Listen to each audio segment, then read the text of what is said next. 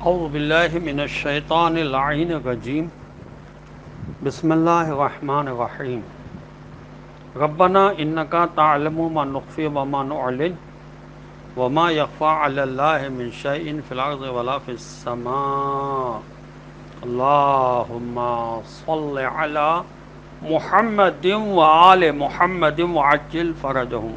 سلام علیکم ورحمۃ اللہ وبرکاتہ. اللہ تبارک و تعالیٰ کا شکر ہے کہ سورہ مبارکہ ابراہیم قرآن مجید کا 14 نمبر کا سورہ ہے. اس کی آیت نمبر 38 کی تلاوت کا شرف میں نے حاصل کیا، جس کا ترجمہ یہ ہے کہ ربنا، اے ہمارے رب، انکا تعلم ما نخفی، جو کچھ ہم پوشیدہ رکھتے ہیں، وما نعلن، اور جو کچھ ہم ظاہر کرتے ہیں تو اسے جانتا ہے، وما یخفی علی اللہ من شیء فی الارض، اور اللہ سے کوئی چیز نہ تو زمین میں چھپ سکتی ہے ولا فی السماء، اور نہ آسمان میں. دعائے خلیل کے جملے ہیں، جو دعائیں ہم زبان پر لا کر ظاہر کر رہے ہیں صرف انہی کو نہیں، تو دلوں میں پوشیدہ باتوں کو بھی جانتا ہے. تو اس سے لفظوں میں التجا کرنے کی ضرورت نہ تھی. ہم لفظوں میں دعا و مناجات کرتے ہیں جو عبادت ہے، اور تو اس سے مانگنے سے سکون حاصل ہوتا ہے. دعائیں اس لیے نہیں ہوتی کہ اللہ ہماری حاجتوں کو جان لے، بلکہ دعا عبادت اور بندگی ہے. خدا ہماری تمام حاجتوں، تمناؤں، خوابوں اور آرزوؤں کو خوب اچھی طرح سے جانتا ہے، یہ بات طے ہے، خواہ ہم انہیں ظاہر کریں یا چھپائیں. اب سوال یہ رہ جاتا ہے کہ پھر دعا مانگنے کی کیا ضرورت ہے؟ دعا مانگنے کے اولین مقاصد یہ ہیں: نمبر 1 اظہار عبدیت، نمبر 2 اپنی محتاجی کا اعتراف کرنا کہ پروردگار نے خود کہا کہ انتم الفقراء، تم سب محتاج ہو، تو اس کا اظہار کرنا کہ ہاں بے شک پروردگار ہم محتاج ہیں، تو غنی ہے. نیز دعا کے ذریعے سے خدا سے قلبی تعلق پیدا کرنا مقصود ہوتا ہے کہ پروردگار تو ہمارا مالک ہے، ہم نادار ہیں، ضعیف ہیں، محتاج ہیں. اپنے کبر و سرکشی کو کچلنا بھی دعا کا ایک اہم مقصد ہوتا ہے.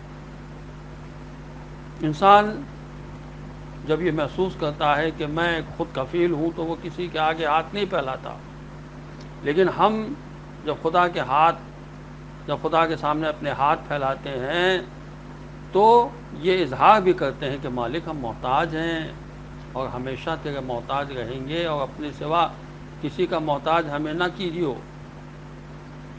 اپنے اندر سے احساس تنہائی کو دور کرنا اور اپنے اندر خدا کی پناہ میں، حفاظت میں ہونے کا یہ احساس جگانا کہ ہم لاوارث نہیں ہیں، ہمارا کوئی مالک ہے، ہمارا کوئی نگہبان ہے، یہ دعا کے اہم مقاصد ہیں.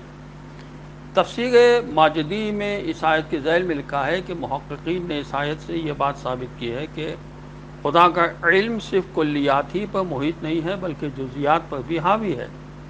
اس لیے ہندوستان اور یونان کے ان فلاسفہ کا نظریہ غلط ہے جو یہ سمجھتے ہیں کہ خدا کا علم صرف کلیات پر حاوی ہے، جزیات پر حاوی نہیں ہے.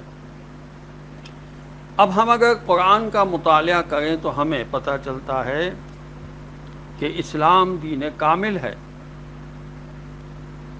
دینداری کی بعض روشوں کی قرآن نے مذمت بھی کی ہے. ان میں سے ایک روش یہ ہے کہ سورہ مبارکہ نساء کی آیت نمبر 150 میں کچھ لوگ یہ کہتے تھے کہ نؤمن ببعض ونکفر ببعض، کہ ہم کچھ دین لیں گے اور کچھ نہ لیں گے، یہ کچھ دین سے لیں یا کچھ غیر دین سے لے لیں اور دونوں کو ملا کر دین بنا لیں. اس کا جو نتیجہ نکلے گا وہ غیر دین ہی ہوگا. اب ہم اپنی زندگیوں کو دیکھ لیں کہ ہماری زندگیوں کے کتنے پہلو ہیں اور ان پہلوؤں میں ہم کتنے دین کے پیروکار ہیں. جب یہ فخر حاصل ہے ہمیں اور امتیاز حاصل ہے کہ ہمیں اللہ تعالیٰ نے دین کا پیروکار اور دیندار بنا دیا ہے، تو اسلام کی اور نعمت عطا کی ہے، جیسے عظیم نعمت گردانا گیا ہے، اور اسلام ایک مکمل دین ہے.